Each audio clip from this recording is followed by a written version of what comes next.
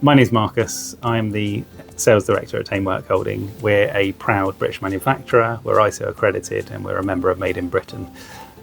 We have a vast array of chuck jaws, from tiny scroll jaws up to enormous pie jaws, and we also do everything in between.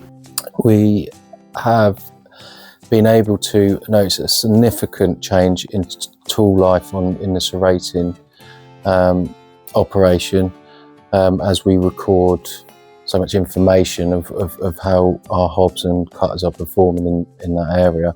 And also serrating is highly dependent on the cooling, which is the main reason to try and find the correct coolant for what we're doing.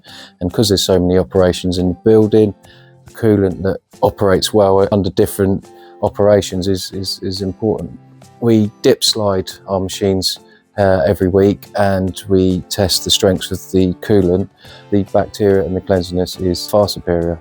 We have hobs, set about 27 hobs in the building for all the various sizes of serrations on the jaws.